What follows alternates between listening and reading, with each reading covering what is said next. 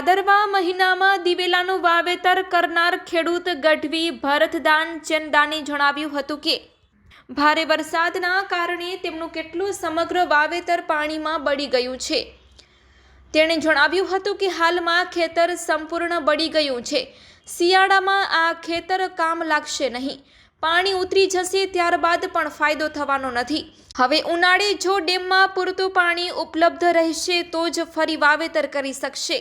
ખેડૂતોએ સરકાર તેમજ કૃષિ વિભાગને અપીલ કરી છે કે આ પ્રકારની પરિસ્થિતિમાં સહાય અને માર્ગદર્શન આપવામાં આવે, જેથી ખેડૂતોને આવનારા સમયમાં નુકસાનમાંથી બહાર આવવામાં મદદ મળે। રિપોર્ટ બાય સામતદાન વી ગઢવી, વર્માનગર। આપ આ દ્રશ્યો જોઈ રહ્યા છો, આ એક ખેતર છે। એ ખેતર એક તળાવ બની ગયો છે। ખેતર માલિક અત્યારે રૂબરૂમાં ઊભા છે। શું નામ તમારો?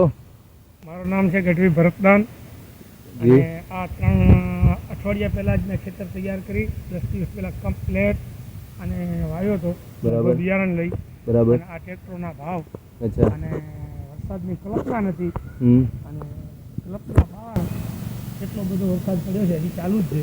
અચ્છા જેવું ખેતર આખો તળાવ થઈ ગયું છે। હવે આ ખેતર કોઈ સિઝનમાં આવે નથી, સામો શિયાળુ સિઝન પણ જે હાલી જશે એમાં પણ આ ખેતરમાં વરાપ નહીં આવે અને અત્યારનો વાવેલો બધો ફસલ બરબાદ થઈ ગયો છે।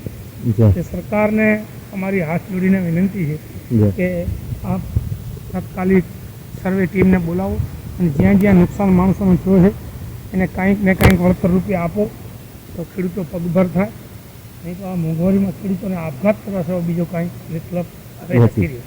આપના માધ્યમથી આ મારો અવાજ સરકાર સુધી પહોંચે। આમાં શું આવ્યો તો તમે?